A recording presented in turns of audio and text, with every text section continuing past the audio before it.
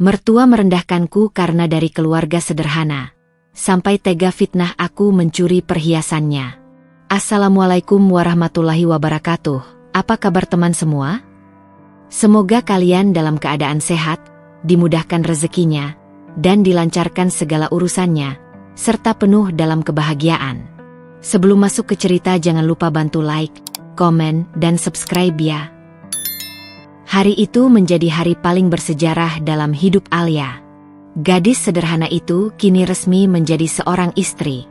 Ia menatap wajah Farel, pria yang berhasil merebut hatinya dengan kelembutan dan tutur kata yang penuh kasih sayang.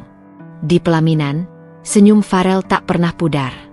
Jemari mereka saling bertaut, seolah memberi janji bahwa kehidupan rumah tangga mereka akan dipenuhi kebahagiaan. Alia masih ingat jelas bagaimana Farel mengucapkan ijab kabul dengan suara mantap. Detik itu pula, hatinya bergetar, air mata menetes tanpa bisa ditahan.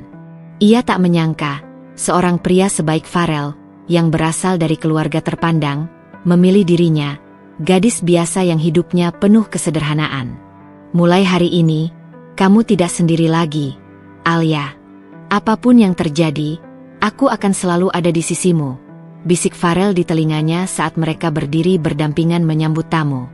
Kata-kata itu bagaikan mantera yang meresap ke dalam hati Alia. Ia percaya, perjalanan rumah tangganya akan penuh dengan cinta dan pengertian. Beberapa hari pertama setelah pesta usai, Alia merasa hidupnya berubah bak dongeng. Setiap pagi Farel selalu menyapanya dengan senyum hangat, mencium keningnya, lalu berkata, "Aku bahagia menikah denganmu." Malam-malam mereka dipenuhi canda, rencana masa depan, dan doa-doa bersama. Namun, kebahagiaan itu mulai diuji ketika Alia resmi pindah ke rumah mertua. Rumah besar berarsitektur modern itu berdiri megah di tengah kota. Dari luar tampak menawan, dikelilingi pagar tinggi dan halaman yang dipenuhi bunga-bunga indah. Namun, begitu Alia melangkahkan kaki masuk, hawa dingin yang tak terlihat menyambutnya. Di ruang tamu, Bu Ratna, ibu Farel, duduk dengan anggun di kursi panjang berlapis kain beludru. Raut wajahnya kaku, sorot matanya tajam, membuat Alia merasa seperti sedang dihakimi. "Assalamualaikum, Bu," sapa Alia sambil menunduk sopan. "Waalaikumsalam," jawab Bu Ratna singkat, tanpa senyum. Alia mencoba menganggap itu sebagai rasa lelah atau mungkin sekadar belum terbiasa. Ia tersenyum tipis, berharap hatinya bisa segera diterima. Tapi tatapan dingin mertuanya tak pernah berubah sejak hari itu. Alia berusaha keras menjadi menantu yang baik. Ia bangun lebih pagi dari semua penghuni rumah, menyiapkan sarapan, menyapu halaman, mencuci pakaian, bahkan membersihkan rumah besar itu meski tubuhnya sering terasa lelah. Namun, semua usahanya selalu saja salah di mata Bu Ratna. "Kalau pel lantai itu harusnya sampai ke sudut. Jangan cuma setengah hati begitu," tegur Bu Ratna suatu pagi. Padahal Alia sudah mengulanginya 3 kali. Keringat mengalir di pelipisnya, tapi ia hanya menunduk, menerima kritik tanpa membantah. Ketika Alia memasak, hal serupa kembali terjadi. Suatu siang, ia memasak sayur asem dengan penuh semangat, berharap bisa membuat keluarga senang. Namun, setelah mencicipi sedikit, Bu Ratna meletakkan sendok dengan wajah masam. "Kurang asin. Kalau masak saja tidak bisa, bagaimana mau jadi istri yang membanggakan keluarga besar ini?" ucapnya dengan nada dingin. Kata-kata itu menampar batin Alia. Ia menunduk, menahan perih yang menghujam. Dalam hati ia hanya berbisik, "Tidak apa-apa, Alia. Ini awalnya saja. Mungkin nanti beliau akan luluh." Farel sebenarnya tahu ibunya sering bersikap keras. Namun, setiap kali Alia mencoba bercerita, Farel hanya tersenyum kecil dan mengusap kepalanya. "Namanya juga orang tua. Sayang, kamu harus bisa sabar. Jangan diambil hati," katanya dengan nada menenangkan. Kalimat itu seolah memberi harapan, tetapi juga membuat Alia semakin sendiri. Ia ingin Farel berdiri di sisinya, membelanya meski sedikit saja. Namun, Farel lebih memilih mendiamkan, berpura-pura bahwa semua baik-baik saja. Hari demi hari, Alia mulai merasakan rumah besar itu seperti penjara yang indah. Dari luar tampak mewah, tetapi di dalamnya penuh tekanan yang membuat napasnya sesak. Senyum yang dulu selalu menghiasi wajahnya perlahan memudar. Malam-malamnya kini sering diisi dengan tangis tertahan. Hanya bisa berdoa dalam sujud panjang agar diberi kekuatan. Ia mulai menyadari, kebahagiaan yang ia rasakan di awal pernikahan hanyalah bayangan semu. Janji manis, genggaman hangat, dan kata-kata indah perlahan retak oleh kenyataan pahit. Namun, Alia masih mencoba bertahan. Ia percaya, cinta yang tulus bisa melembutkan hati yang keras. Ia belum tahu, perjalanan hidupnya baru saja dimulai. Dan rumah besar itu akan menjadi saksi dari luka demi luka yang harus ia telan seorang diri. Sejak awal, Bu Ratna memang tidak pernah benar-benar menerima pernikahan Farel dengan Alia. Baginya, seorang pria seperti Farel, berpendidikan tinggi, berkarier mapan, dan berasal dari keluarga terpandang, tidak seharusnya menikah dengan gadis sederhana yang bahkan latar belakang keluarganya jauh di bawah standar yang ia bayangkan. Farel adalah anak semata wayangnya. Sejak kecil, Bu Ratna membesarkannya dengan segala fasilitas, menyekolahkannya ke luar negeri, dan memperkenalkannya pada lingkungan elit.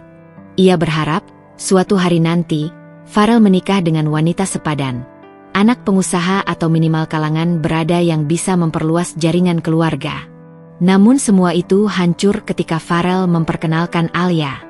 Anak tukang apa dia? Pertanyaan itu dulu sempat keluar dari mulut Bu Ratna dengan nada tajam, saat Farel menyatakan keinginannya menikahi Alia. Bu, Alia orang baik. Dia sederhana, penyayang, dan tulus. Aku yakin dia bisa jadi istri yang baik, jawab Farel kala itu dengan mantap. Namun, Bu Ratna hanya menghela napas panjang, menatap anaknya penuh kecewa. Kamu terlalu bodoh kalau mengorbankan masa depanmu hanya karena perempuan biasa seperti itu. Meskipun pada akhirnya Farel tetap menikahi Alia, Bu Ratna menyimpan bara di hatinya. Bara yang kelak menyala dalam bentuk sindiran, hinaan, bahkan perlakuan kasar yang tak pernah Farel lihat secara langsung.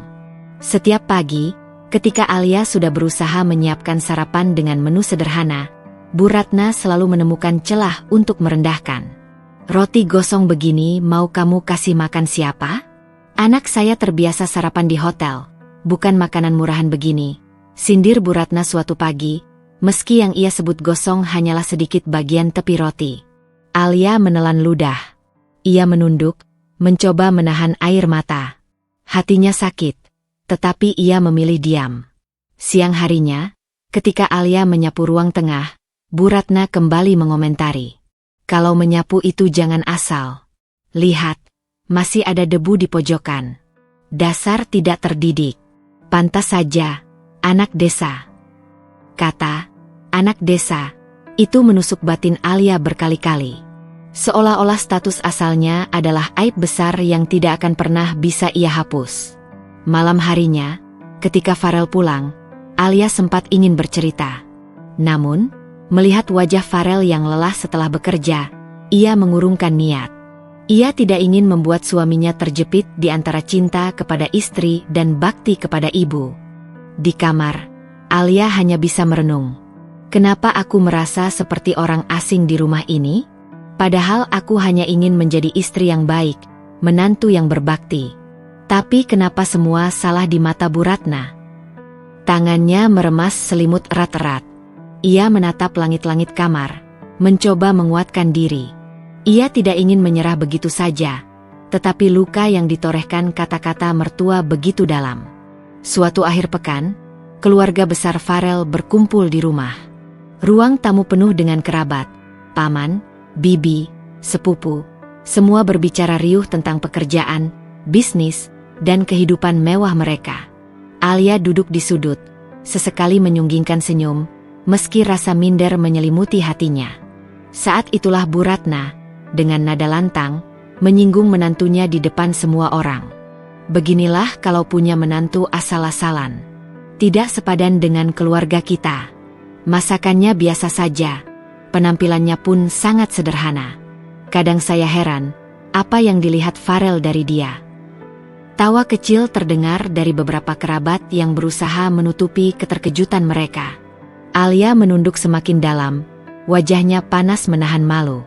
Ingin rasanya ia menghilang dari tempat itu. Namun, Farel yang mendengar ucapan ibunya hanya terdiam.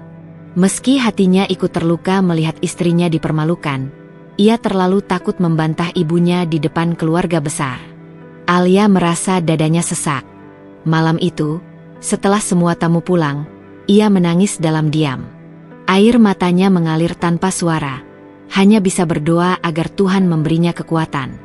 Hari-hari berikutnya, sikap Bu Ratna semakin menjadi. Ia tidak segan menyuruh Alia melakukan pekerjaan rumah yang berat, meski tahu tubuh menantunya lelah. Kadang ia sengaja menyuruh Alia mengulang pekerjaan yang sama berkali-kali, hanya karena sedikit kesalahan. Bagi Alia, rumah megah itu sudah tak lagi terasa seperti tempat tinggal. Lebih mirip sangkar emas yang indah dari luar, tetapi penuh duri di dalam. Namun, ia bertahan. Karena cintanya pada Farel. Karena janji yang dulu pernah diucapkan Farel di pelaminan. Karena keyakinannya bahwa badai ini hanya sementara. Yang belum ia sadari adalah bahwa badai itu justru baru saja dimulai. Dan sifat angkuh mertuanya akan menjadi ujian terberat dalam rumah tangganya. Hari itu, rumah besar keluarga Farel kembali ramai.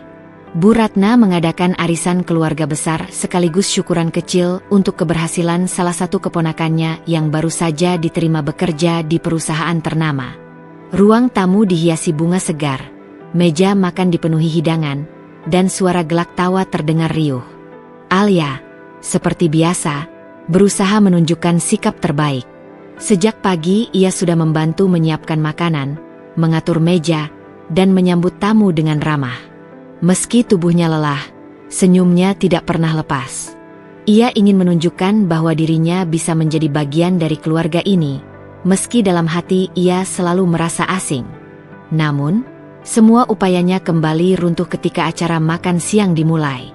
Para tamu sudah duduk rapi di ruang makan, berbincang hangat tentang pekerjaan, bisnis, dan kisah hidup mereka. Alia duduk di samping Farel, menunduk sopan, sesekali tersenyum ketika disapa. Tiba-tiba suara Bu Ratna terdengar nyaring di tengah percakapan. Kalian tahu, sejak awal saya sebenarnya tidak setuju Farel menikah dengan Alia. Ruangan mendadak hening. Semua mata menoleh ke arah Bu Ratna, kemudian bergeser ke wajah Alia yang langsung memucat.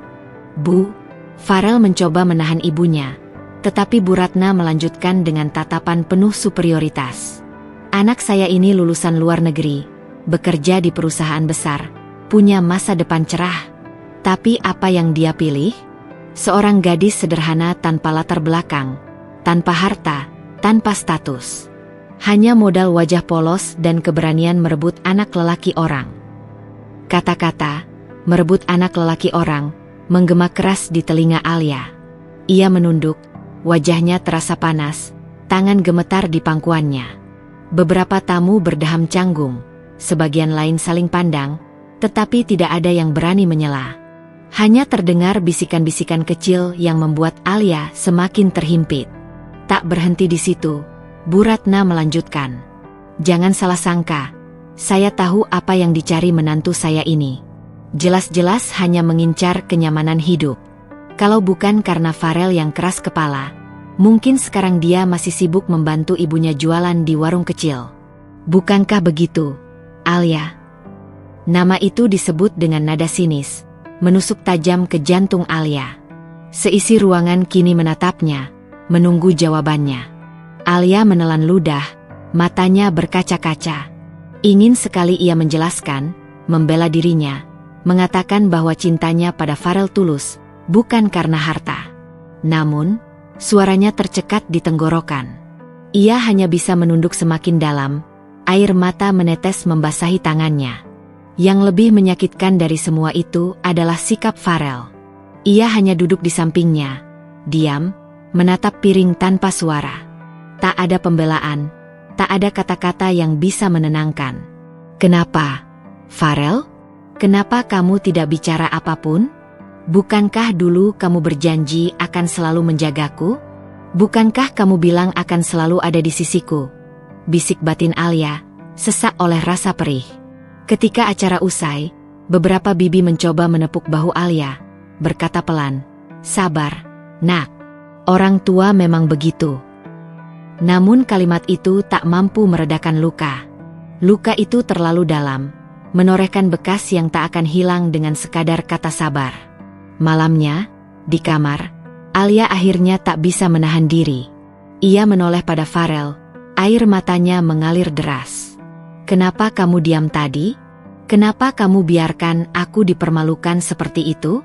Padahal aku tidak pernah sedikit pun berpikir menikahimu karena harta." Farel menunduk, wajahnya terlihat bingung. "Alia, aku tidak ingin mempermalukan ibu di depan keluarga besar. Kalau aku membantah, nanti suasananya jadi keruh." Jawaban itu membuat hati Alia semakin hancur. Ia menutup wajahnya dengan kedua tangan, tubuhnya bergetar. "Jadi, kamu lebih memilih menjaga nama baik ibumu daripada menjaga hatiku? Lalu aku ini siapa? Farel? Hanya boneka yang bisa dipermalukan kapan saja." Suasana kamar dipenuhi keheningan yang menyesakkan. Farel tidak menjawab, hanya duduk kaku. Sementara itu, Alia menangis hingga matanya sembab. Untuk pertama kalinya sejak menikah, ia merasa benar-benar sendirian, bahkan di samping suaminya sendiri. Malam itu menjadi malam pertama Alia merasakan luka yang sebenarnya. Luka yang tidak hanya ditorehkan oleh mertua yang angkuh, tetapi juga oleh diamnya suami yang seharusnya menjadi pelindungnya. Luka itu akan menjadi awal dari badai besar yang menanti di kehidupan rumah tangganya. Pagi itu, udara di rumah besar keluarga Farel begitu hening. Namun keheningan itu bukan pertanda damai, melainkan tanda akan hadirnya badai kecil yang siap meledak kapan saja. Alia sudah bangun sejak subuh, menyiapkan sarapan dengan hati-hati. Ia tahu betul betapa rewel Bu Ratna soal makanan. Sedikit saja salah, ia akan langsung dihujani kritik. Hari ini, Alia mencoba memasak sup ayam kesukaan Farel. Ia mengikuti resep dari internet, memastikan bumbu pas, daging empuk, dan kuahnya jernih. Keringat membasahi pelipisnya, tapi ia tetap sabar. Dalam hatinya, Alia hanya ingin membuktikan bahwa ia bisa menjadi menantu yang baik, meski 1000 kali dicaci. Namun ketika hidangan itu disajikan di meja makan, wajah Bu Ratna langsung berubah masam setelah 1 sendok kuah masuk ke mulutnya. Ia meletakkan sendok dengan suara berisik, menatap Alia dengan sorot mata tajam. "Apa ini?" tanyanya dingin. Alia menunduk, tangannya meremas ujung jilbabnya. "Itu sup ayam, Bu. Alia sudah mencoba." "Diam," potong Bu Ratna dengan nada keras, membuat Alia tersentak. Rasanya hambar. "Apa kamu pikir anak saya pantas makan makanan seperti ini? Kalau kamu tidak bisa masak, jangan paksakan diri. Kamu cuma mempermalukan keluarga ini." Suasana meja makan mendadak tegang. Farel yang duduk di samping Alia menoleh ke arah ibunya, hendak berbicara, tapi kata-katanya tercekat. Ia hanya diam, menunduk, pura-pura sibuk dengan piringnya sendiri. Alia mencoba menahan air mata. "Maafkan Alia, Bu. Lain kali akan Alia perbaiki." Tapi Bu Ratna sudah tak bisa menahan emosinya. Dengan gerakan cepat, ia mengangkat piring berisi sup itu lalu melemparkannya ke arah Alia. Praaak. Piring pecah berhamburan di lantai. Cipratan kuah panas mengenai gaun Alia, sebagian mengenai tangannya. Alia terkejut, tubuhnya bergetar hebat, wajahnya pucat pasi. Ia tak pernah menyangka seorang ibu bisa melakukan hal sekejam itu padanya. Ruang makan hening sesaat. Hanya terdengar detak jantung Alia yang berpacu cepat dan suara pecahan piring yang bergulir di lantai. Farel akhirnya berdiri, menatap ibunya dengan wajah terkejut. "Ibu, kenapa sampai begitu?" Namun, Bu Ratna tidak merasa bersalah sedikit pun. "Kalau tidak bisa jadi istri yang benar, untuk apa menikah denganmu, Farel? Dari dulu ibu sudah bilang, perempuan ini tidak pantas untukmu. Dan hari ini buktinya jelas." Alia hanya bisa menunduk, menahan tangis yang hampir pecah. Tangannya perih terkena percikan kuah panas, tapi sakit di hatinya jauh lebih menyiksa. Ia ingin berlari, ingin keluar dari rumah itu, ingin berteriak. Namun tubuhnya terasa lemah. Ia hanya bisa berdiri terpaku, menatap pecahan piring di lantai yang seolah mewakili hatinya yang juga retak. Malam itu, Alia berbaring di kamar dengan mata sembab. Ia tak berkata apapun pada Farel. Suaminya mencoba menenangkan, sekadar berkata, "Sabar, Alia. Ibu memang keras, tapi dia tetap orang tua." Kata-kata itu justru membuat Alia merasa semakin sendirian. Kalau suamiku pun tak mampu melindungiku, siapa lagi yang bisa? Pikirnya lirih. Sejak hari itu, rumah besar itu benar-benar terasa seperti penjara. Setiap langkah Alia diawasi, setiap kesalahan sekecil apapun diperbesar. Dan bayangan piring yang melayang ke arahnya terus menghantui pikiran. Ia mulai merasa terjebak dalam pernikahan yang tak lagi terlihat indah, pernikahan yang perlahan mengurungnya dalam penderitaan. Pagi itu, rumah besar itu kembali diwarnai keributan. Suara Bu Ratna terdengar lantang dari lantai atas, memanggil semua orang dengan nada panik bercampur marah. "Farel, Alia, cepat ke sini. Perhiasan ibu hilang." Alia yang sedang menjemur pakaian buru-buru menoleh. Jantungnya berdegup kencang. Ia tak tahu apa yang terjadi, tapi nada suara mertuanya jelas menandakan masalah besar. Dengan langkah ragu, ia naik ke lantai 2 menuju kamar Bu Ratna. Di dalam kamar, Bu Ratna berdiri dengan wajah merah padam, lemari besar terbuka lebar. Kotak perhiasan yang biasanya tertata rapi kini terbuka, isinya berantakan. Farel baru saja masuk, terlihat bingung dengan situasi itu. "Apa yang terjadi, Bu?" tanya Farel. "Kalung emas berlian ibu hilang. Perhiasan yang ibu simpan di sini sudah tidak ada," teriak Bu Ratna dengan mata menyala. Alia tercekat. Ia menatap kotak perhiasan itu, lalu menatap Bu Ratna. "Astagfirullah, Bu, sungguh Alia tidak tahu apa-apa soal ini." Namun tatapan Bu Ratna langsung menusuknya. "Kalau bukan kamu, siapa lagi? Sejak kamu tinggal di rumah ini, banyak hal jadi berantakan.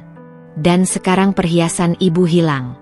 Apa kamu pikir ibu tidak tahu niatmu sebenarnya? Kamu memang mengincar harta keluarga ini, kan?" Darah Alia serasa berhenti mengalir. Kata-kata itu bagai belati yang menancap di dadanya. Ia melangkah mundur, gemetar. "Tidak, Bu. Demi Allah, Alia tidak pernah berniat seperti itu. Alia tidak pernah menyentuh barang-barang ibu." Tapi Bu Ratna tak menghiraukan. Suaranya makin keras. "Jangan pura-pura polos. Dari dulu ibu sudah bilang kamu cuma menempel pada Farel demi kenyamanan hidup.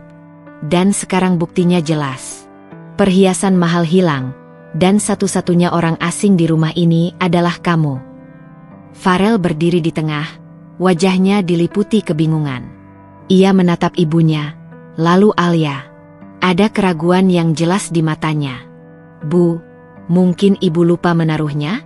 Atau disimpan di tempat lain?" "Tidak, Farel," potong Bu Ratna keras.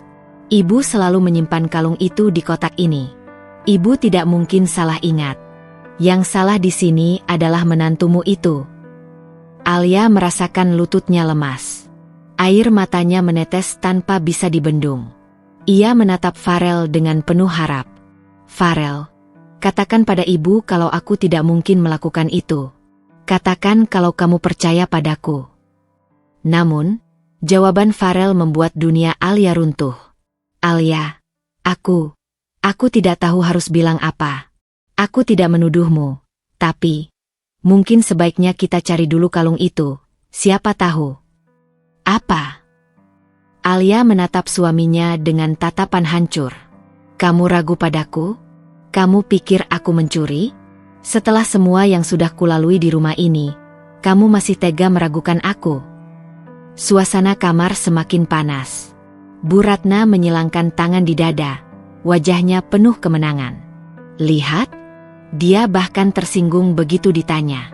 Itu tanda bersalah." Perempuan semacam ini memang tidak bisa dipercaya. Alia hampir tak bisa bernapas. Dadanya sesak, seolah udara di kamar itu menghilang. Ia merasa sendirian, terpojok, difitnah tanpa bisa membela diri. Setelah beberapa jam pencarian, kalung itu akhirnya ditemukan, di laci kecil meja rias Bu Ratna sendiri. Rupanya ia yang lupa memindahkannya beberapa hari sebelumnya. Namun, alih-alih meminta maaf, Bu Ratna hanya mendengus. HMPH, ternyata memang di sini. Tapi tetap saja, rasa curiga itu wajar. Bagaimanapun, kita tidak pernah tahu isi hati seseorang. Ucapan itu jelas ditujukan untuk Alia. Dan yang lebih menyakitkan lagi, Farel tetap diam. Ia tidak membela, tidak menuntut ibunya meminta maaf pada Alia. Ia hanya menunduk, pura-pura sibuk merapikan kotak perhiasan itu. Malamnya, Alia menangis terseduh di kamar. Tubuhnya terguncang, hatinya remuk. Ia merasa kehormatannya diinjak-injak, cintanya diragukan, dan keberadaannya di rumah itu hanya dianggap parasit. Ya Allah, lirihnya sambil menutup wajah dengan kedua tangan. Sampai kapan aku harus bertahan dalam fitnah ini? Sampai kapan aku harus menanggung luka sendirian? Malam itu, untuk pertama kalinya, Alia merasa benar-benar ingin pergi. Namun bayangan wajah Farel, meski penuh keraguan, masih menahannya. Cinta yang tulus masih mengikat hatinya, meski perlahan-lahan cinta itu mulai terasa bagai belenggu yang menyesakan. Malam sudah larut, rumah besar itu senyap. Hanya suara detak jam dinding yang terdengar pelan, memecah keheningan. Alia duduk di tepi ranjang, menatap suaminya yang terlelap. Cahaya lampu tidur yang redup memantulkan wajah Farel yang tenang, seolah tanpa beban. Sementara itu, dada Alia bergemuruh. Tangannya bergetar halus saat menyeka air mata yang sejak tadi jatuh tanpa suara. Ia sudah berusaha menahannya, namun setiap kali mengingat kejadian hari itu, hatinya kembali berdenyut perih. Fitnah Bu Ratna masih membekas, dan yang lebih menyakitkan adalah keraguan Farel, lelaki yang ia cintai, lelaki yang dulu ia yakini akan menjadi pelindungnya. "Kenapa kamu diam, Farel?" bisiknya lirih, nyaris tak terdengar. "Kenapa kamu tidak pernah berdiri di sampingku?" Air matanya menetes ke spray, membentuk noda basah. Ia menutup mulut dengan kedua tangan, menahan isak agar tidak membangunkan Farel. Luka itu ia simpan sendiri, luka dalam sunyi yang semakin hari kian menumpuk. Namun, esok pagi, seolah tak terjadi apa-apa, Alia tetap bangun lebih awal. Ia turun ke dapur, menyiapkan sarapan untuk seluruh rumah. Tangannya cekatan mengiris bawang, mengaduk sayur, menggoreng ikan kesukaan Farel. Wajahnya tampak tenang, seakan air mata semalam hanyalah mimpi buruk. Bu Ratna muncul dengan wajah masih masam, duduk di meja makan sambil memainkan ponselnya. "Cepat sedikit, Alia. Jangan buat kami menunggu lama." Alia hanya tersenyum kecil, meski hatinya mencelos. "Iya, Bu. Sebentar lagi siap." Ketika Farel turun, aroma makanan sudah memenuhi ruang makan. Alia menyajikan piring di hadapannya, menatap suaminya dengan harapan kecil. Mungkin kali ini ia akan mendapatkan ucapan terima kasih, atau sekadar tatapan hangat. Namun Farel hanya mengangguk singkat sambil menyalakan ponselnya. "Aku makan sebentar, lalu harus ke kantor." Tak ada terima kasih, tak ada kehangatan. Alia menunduk, menelan kekecewaan itu sendirian. Sepanjang hari, ia tetap menjalankan perannya tanpa keluhan. Ia mencuci pakaian, menyapu halaman, bahkan merawat tanaman kesayangan Bu Ratna. Malam harinya, ketika Bu Ratna mengeluh sakit kepala, Alia sigap memijat pundaknya, menyiapkan air hangat, dan memastikan ibunya tidur nyaman. "Kalau tidak ada kamu, mungkin ibu sudah kerepotan sendiri," gumam Bu Ratna lirih, nyaris seperti pujian. Namun, hanya sesaat kemudian, Bu Ratna menambahkan dengan dingin, "Tapi jangan pikir ini membuat ibu berubah pikiran soal kamu. Perempuan sepertimu tetap tidak pantas untuk Farel." Kata-kata itu menghantam Alia seperti palu. Senyum tipisnya langsung memudar. namun ia tetap menunduk sopan. Alia mengerti, Bu. Di balik pintu kamar, ia kembali menangis. Tangannya menutupi wajah, bahunya bergetar hebat. Tapi keesokan harinya, lagi-lagi ia bangun dengan wajah tegar, kembali menunaikan peran sebagai istri dan menantu. Sabar. Hanya itu yang ia genggam. Sabar, karena dalam hatinya masih tersisa harapan kecil, bahwa suatu hari nanti, Farel akan menyadari luka yang ia pikul, dan akhirnya berdiri untuknya. Namun, semakin lama ia menunggu, semakin tipis pula harapan itu terasa. Luka yang ia simpan dalam diam justru kian membusuk, meninggalkan bekas yang sulit dihapus. Dan di lubuk hatinya, muncul pertanyaan yang selama ini ia tolak untuk diakui. Sampai kapan aku bisa bertahan dengan cara ini? Hari itu, rumah besar keluarga Farel kembali ramai. Bukan karena ada acara khusus, melainkan karena kedua kakak perempuan Farel datang bersama suami dan anak-anak mereka. Alia sempat berharap suasana akan hangat, mungkin ia bisa mendapat sedikit rasa kebersamaan dalam keluarga besar itu. Namun yang terjadi justru sebaliknya.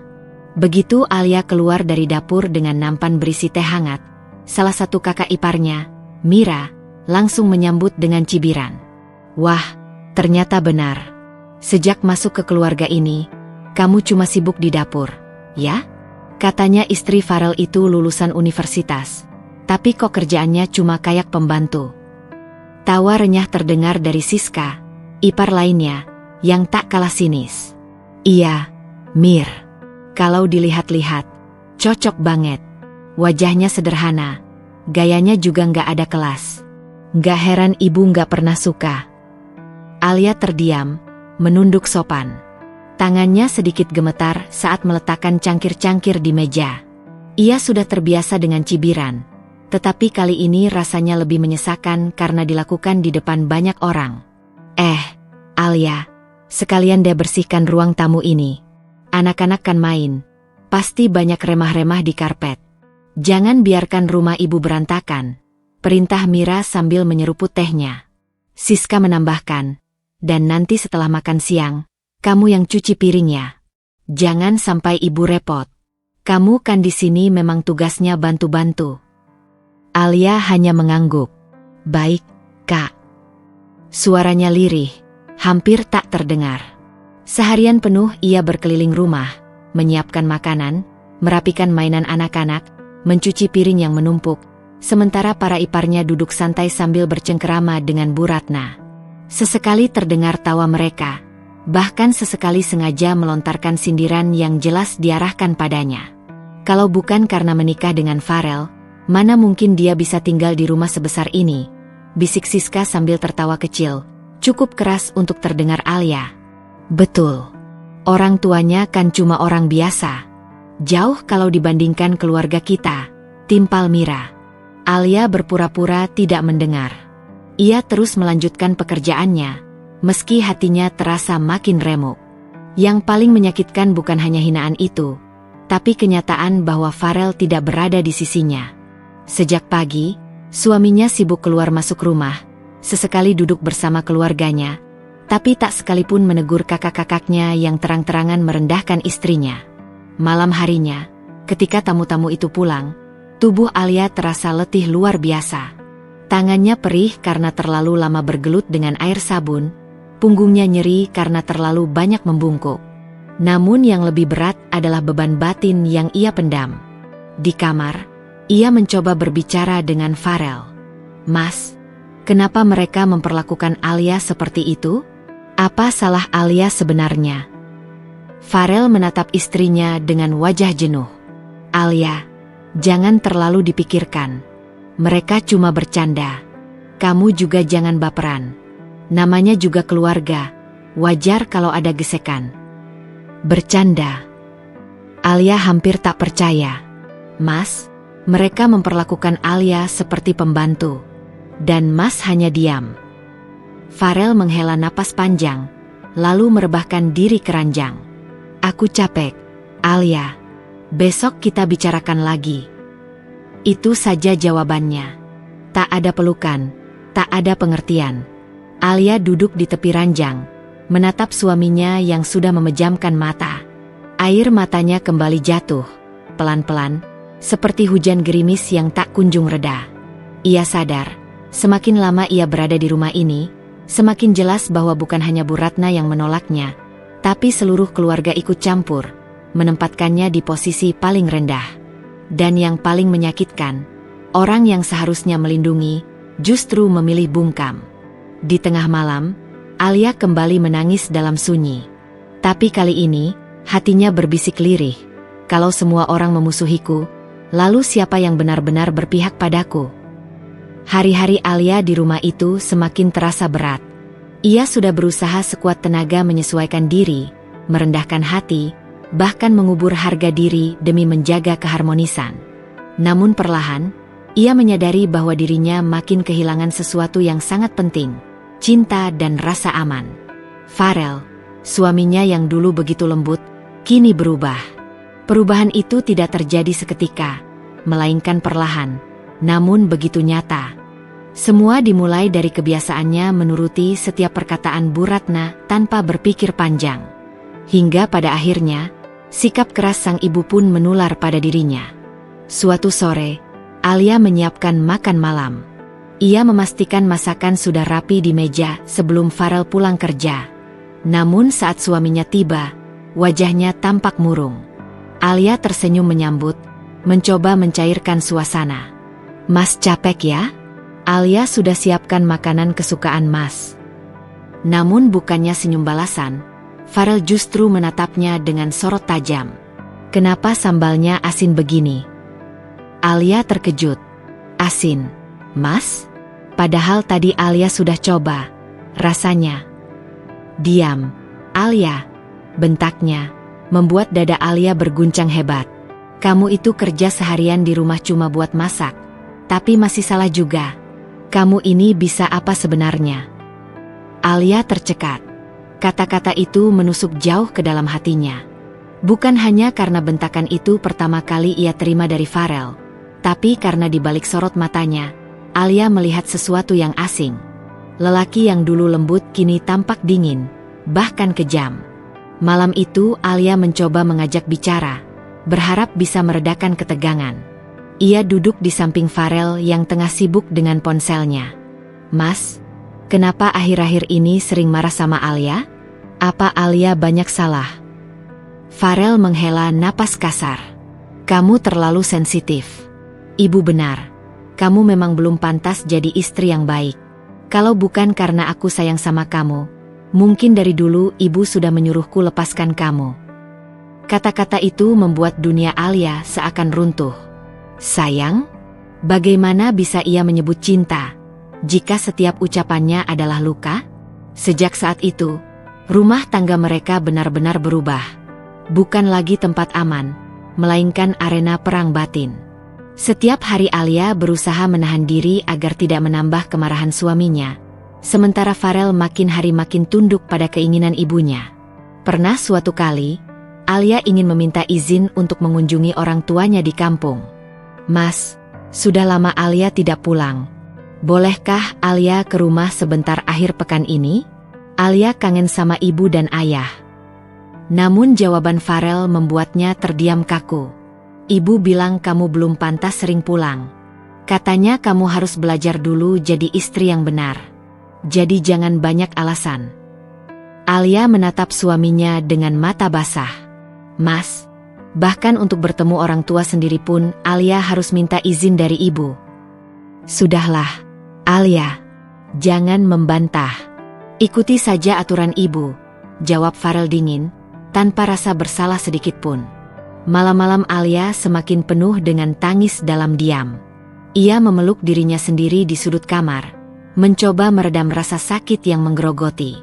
Ia merindukan sosok Farel yang dulu, sosok yang penuh perhatian dan janji manis untuk selalu melindunginya. Tapi kini, cinta yang mereka bangun seolah telah tergadai, ditukar dengan kepatuhan Farel pada ibunya, dan ditukar dengan ketakutan yang terus membayangi Alia. Ia bertanya dalam hatinya, apakah cinta ini masih layak kupertahankan? Ataukah aku hanya sedang menunggu waktu hingga benar-benar hancur? Hari-hari Alia terasa semakin sempit. Dinding rumah besar itu seperti menyusut, menjerat langkahnya. Setiap sudut menyimpan kenangan pahit, bentakan Farel, sindiran ipar, dan tatapan penuh benci dari Bu Ratna. Meski hatinya masih berat, perlahan ia mulai sadar, menunggu perubahan hanyalah mimpi kosong. Malam-malam sunyinya kini dipenuhi renungan. Di tengah isak tangis yang ia sembunyikan di balik bantal, muncul satu gagasan yang lama ia tolak. Ia harus mencari jalan keluar. Bukan hanya untuk melepaskan diri dari penderitaan, tapi juga untuk membuktikan pada dirinya sendiri bahwa ia masih punya harga diri. Diam-diam, Alia mulai melangkah. Pagi hari setelah pekerjaan rumah beres, ia menghabiskan waktunya di dapur. Bukan lagi sekadar memasak untuk keluarga mertua, melainkan mencoba resep-resep kue sederhana dari buku catatan ibunya dulu. Tangan yang gemetar karena takut diketahui, perlahan menjadi lebih percaya diri setiap kali ia berhasil membuat kue yang lembut dan manis. Awalnya, ia hanya membuat beberapa loyang kecil, lalu menitipkannya di warung dekat rumah. Dengan penuh hati-hati, ia memohon agar pemilik warung sudi membantu. Kalau ada yang mau beli, uangnya tolong disimpan. Ya, Bu, nanti saya ambil seminggu sekali. Warung kecil itu menjadi saksi awal langkah Alia. Dari hasil penjualan pertama, uang yang terkumpul tak seberapa, hanya cukup untuk membeli bahan lagi. Namun bagi Alia, itu lebih berharga daripada emas. Setiap koin, setiap lembaran uang receh, adalah simbol kebebasan yang ia incar. Siang hari, ketika Bu Ratna tidur siang atau sibuk menonton sinetron, Alia menyelinap ke dapur membuat adonan baru. Kadang ia harus buru-buru membersihkan meja ketika suara langkah Bu Ratna terdengar. Jantungnya berdebar, seakan sedang melakukan kejahatan. Namun, diam-diam, Alia menemukan kekuatan baru di sana. Saat tangannya mengaduk tepung dan gula, ia merasa sedang mengaduk kembali harapannya yang lama padam. Saat aroma kue panggang memenuhi udara, hatinya ikut hangat, meski di luar, kehidupannya tetap dingin. Di sisi lain, keputusan itu bukan tanpa risiko. Ia tahu, jika Bu Ratna atau Farel mengetahui aktivitasnya, ia akan dituduh macam-macam. Tapi Alia tidak lagi peduli. Ia telah merasakan cukup banyak luka hingga akhirnya sadar, menunggu orang lain membelanya hanya akan membunuh dirinya perlahan. Malam-malamnya kembali penuh renungan. Sambil menatap uang tabungan yang ia sembunyikan di balik lipatan baju, ia sering bergumam lirih. Sedikit demi sedikit, aku akan bebas. Suatu hari, aku akan bisa berdiri di atas kakiku sendiri. Namun, setiap kali memikirkan langkah itu, hatinya juga diliputi keraguan. Bagaimanapun, ia masih mencintai Farel. Ada bagian dari dirinya yang masih berharap suaminya berubah, kembali seperti dulu. Tapi kenyataan yang ia hadapi setiap hari seolah menampar. Lelaki itu sudah terlalu tunduk pada ibunya, terlalu jauh dari sosok pelindung yang dulu ia kenal. Keputusan untuk keluar bukan hanya berat, tapi juga menakutkan. Bagaimana nanti jika ia gagal? Bagaimana jika ia tidak punya tempat untuk kembali? Bagaimana jika keluarganya kecewa? Namun, meski penuh ketakutan, Alia tahu ia harus memilih. Dan setiap loyang kue yang keluar dari oven, setiap sen yang ia simpan diam-diam, menjadi penguat tekadnya. Di balik senyum palsu yang ia tunjukkan di depan mertua dan suami, Alia sedang memupuk kekuatan baru. Cinta yang tergadai kini perlahan berganti dengan semangat bertahan hidup. Dan untuk pertama kalinya sejak pernikahan itu, Alia merasa meski jalannya gelap, ia sedang berjalan menuju cahaya. Hari itu langit mendung, seolah ikut merasakan muramnya hati Alia. Dari pagi, suasana rumah sudah tegang. Bu Ratna berulang kali melontarkan kata-kata tajam, mencari kesalahan sekecil apapun. Alia hanya diam, menahan perih, seperti biasa. Siang menjelang sore, kejadian itu datang seperti petir di siang bolong. Saat Alia baru saja selesai membersihkan ruang tamu, Bu Ratna berteriak dari kamarnya. Suaranya menggema keras, membuat jantung Alia berdegup kencang. "Alia, kesini kamu." Dengan langkah gugup, Alia menghampiri. Begitu masuk ke kamar, Bu Ratna langsung menunjuk lemari perhiasannya yang terbuka. Cincin emas ibu hilang. Jangan bilang kamu tidak tahu. Alia terbelalak. Cincin, Bu? Alia sama sekali tidak. Jangan banyak alasan, potong Bu Ratna tajam. Sejak kamu masuk ke rumah ini, rezeki keluarga kita seret. Farel makin susah, usaha makin turun. Sekarang perhiasan ibu pun hilang. Kamu itu pembawa sial. Ucapan itu menghantam dada Alia seperti palu. Ia berdiri kaku, berusaha menahan air mata. Demi Allah, Bu, Alia tidak pernah menyentuh perhiasan itu. Alia. Tiba-tiba, suara langkah kaki terdengar. Farel muncul di ambang pintu, wajahnya lelah usai pulang kerja. Alia menatapnya penuh harap, berharap kali ini suaminya akan berdiri untuknya. Namun yang terjadi justru sebaliknya. Farel menatap Alia ragu, kemudian menoleh ke ibunya. Ibu, apa benar cincin itu hilang? Iya, dan siapa lagi kalau bukan dia? Sejak dulu aku tidak pernah percaya sama perempuan ini. Bu Ratna menunjuk Alia dengan telunjuk bergetar karena marah. Alia menatap Farel dengan mata basah. Mas, percaya sama Alia. Alia tidak melakukannya. Farel menghela napas panjang, suaranya dingin. Alia, kalau memang kamu tidak melakukannya, kenapa ibu sampai sekeras ini menuduhmu? Apa kamu bisa buktikan? Tubuh Alia gemetar. Ia ingin berteriak, ingin marah, tapi yang keluar hanya isak tertahan. Mas, kenapa kamu lebih percaya pada tuduhan daripada pada istrimu sendiri? Namun kalimat itu justru membuat Bu Ratna semakin murka. Ia mendorong Alia dengan kasar ke arah pintu. Keluar kamu dari rumah ini. Aku tidak mau lihat wajahmu lagi. Perempuan pembawa sial, tidak tahu diri. Dorongan itu begitu kuat hingga Alia terhuyung. Tubuhnya jatuh tersungkur di depan pintu, lututnya menghantam lantai keras. Sakitnya menjalar, namun jauh lebih sakit luka di hatinya. Farel hanya berdiri terpaku, tidak mengulurkan tangan, tidak juga menahan ibunya. Ia hanya menunduk, seakan tak sanggup melihat, tetapi juga tak berani melawan. Alia menoleh dengan mata penuh air, menatap suami yang dulu ia percayai sebagai tempat berlindung. Tapi yang ia temukan hanyalah bayangan lelaki yang asing, lelaki yang lebih memilih diam daripada melindunginya. Dengan sisa tenaga, Alia berdiri perlahan. Tangannya gemetar saat meraih pintu, namun Bu Ratna menutupnya lebih dulu. Jangan pikir kamu bisa masuk lagi. Anggap saja pernikahan ini selesai. Pintu ditutup keras, meninggalkan Alia berdiri di teras dengan tubuh lemah. Hujan mulai turun, rintiknya membasahi wajahnya yang penuh air mata. Di balik pintu, suaminya tidak bergerak sedikit pun untuk menyelamatkannya. Alia jatuh berlutut di tanah basah, tubuhnya bergetar. Seluruh dunia terasa runtuh. Rumah yang dulu ia anggap tempat membangun masa depan, kini mengusirnya seperti orang asing. Di tengah hujan deras, ia menangis sejadi-jadinya. Bukan hanya karena rasa sakit di tubuh, tapi karena hatinya benar-benar hancur. Untuk pertama kali, Alia benar-benar merasa sendirian di dunia ini. Namun jauh di lubuk hatinya, ada suara kecil yang berbisik lirih. Kalau hari ini aku jatuh, suatu saat aku akan bangkit. Tidak ada lagi yang bisa kurugikan selain diriku sendiri. Aku harus menemukan jalanku. Malam itu, di bawah hujan yang membasahi tubuhnya, Alia memulai langkah baru. Langkah yang penuh luka, tapi juga mungkin menjadi awal kebebasan. Hari-hari pertama setelah Alia meninggalkan rumah mertua adalah ujian berat.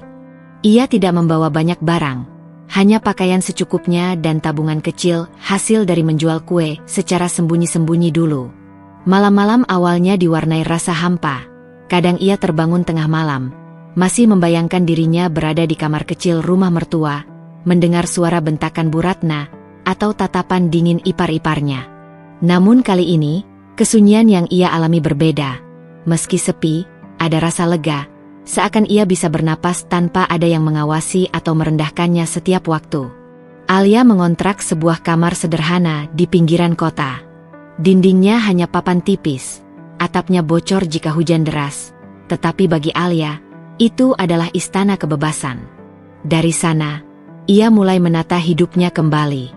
Kue-kue yang dulu ia buat dengan penuh sembunyi kini menjadi sumber kekuatan. Ia membawa kue itu ke warung-warung kecil, menitipkan dengan penuh rasa malu sekaligus harapan. Awalnya hanya beberapa yang terjual, tapi perlahan, orang-orang mulai menyukai rasanya yang lembut dan manis, berbeda dari kue kebanyakan. Kabar tentang kue buatan Alia mulai menyebar di lingkungan. Beberapa ibu rumah tangga mulai memesan untuk arisan, bahkan ada yang memintanya membuat dalam jumlah lebih banyak untuk acara hajatan. Alia bekerja siang malam, tangannya sering pegal, wajahnya letih, namun hatinya penuh semangat.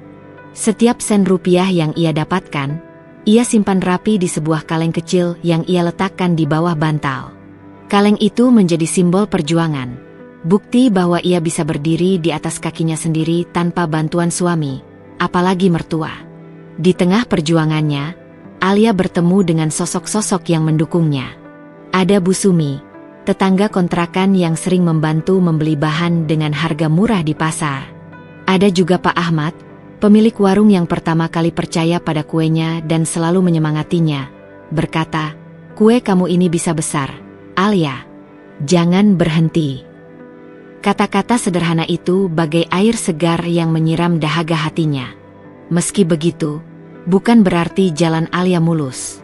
Ada kalanya ia jatuh sakit karena terlalu memforsir tenaga. Ada kalanya ia merasa sendirian ketika melihat pasangan suami istri lewat di depan kontrakannya, tertawa bersama. Ada juga gosip dari orang sekitar yang mempertanyakan kenapa ia hidup sendiri, diusir dari rumah mertua, bahkan ditinggal suami. Luka-luka batin itu sesekali menggores, tapi Alia belajar untuk tidak terjebak di dalamnya. Ia mengingat betapa pedihnya dulu ketika masih bertahan di rumah mertua. Sekarang, meski sulit, setidaknya ini adalah jalannya sendiri. Suatu sore, ketika hujan turun deras, Alia duduk di depan pintu kontrakan sambil menatap jalan yang basah. Tetesan air hujan menetes di wajahnya, bercampur dengan air mata yang entah kenapa mengalir. Namun kali ini bukan karena lemah, melainkan karena haru. Dalam keheningan, ia berbisik pada dirinya sendiri, "Aku bisa. Aku akan kuat. Aku tidak akan membiarkan siapapun lagi menginjak harga diriku." Di saat itulah Alia sadar, kekuatan yang sesungguhnya tidak datang dari orang lain. Tidak dari Farel, tidak dari mertua, apalagi keluarga yang selalu merendahkannya. Kekuatan itu tumbuh dari dalam dirinya sendiri, dari luka yang berubah menjadi pelajaran, dari air mata yang berubah menjadi tekad. Dan untuk pertama kalinya, Alia tidak lagi takut menghadapi hari esok. Waktu berjalan cepat. Tahun-tahun penuh luka dan air mata kini berubah menjadi lembaran baru bagi Alia. Usaha kuenya yang dulu hanya dititipkan di warung kecil, kini telah berkembang menjadi toko kue yang ramai. Di pusat kota, terpampang papan nama sederhana bertuliskan, "Kue Alia manis dari hati." Banyak orang yang datang bukan hanya untuk membeli, tapi juga untuk merasakan ketulusan yang selalu Alia tuangkan dalam setiap adonan. Ia kini bukan lagi Alia yang dulu, gadis sederhana yang selalu menunduk di bawah teriakan mertua. Rambutnya yang dulu sering tergerai kusut kini tertata rapi, jilbab yang ia kenakan penuh percaya diri, senyumnya mantap meski menyimpan luka masa lalu. Alia telah berdiri di atas kakinya sendiri, dengan usaha yang bahkan mampu menghidupi beberapa karyawan. Sementara itu, kabar buruk menimpa keluarga Farel. Bisnis keluarga yang dulu dibanggakan Bu Ratna jatuh bangkrut akibat salah kelola. Rumah megah mereka disita bank, harta benda dijual satu persatu. Farel yang dulunya selalu tunduk pada ibunya, kini merasakan pahitnya kehilangan segalanya. Bu Ratna jatuh sakit. Tubuhnya kurus dan wajahnya tak lagi segarang dulu. Hidup mereka terbalik 180 derajat. Suatu sore, ketika Alia sedang merapikan toko, pintu terbuka. Sosok yang sudah lama tak ia lihat berdiri di sana, Farel. Wajahnya tirus, sorot matanya penuh penyesalan.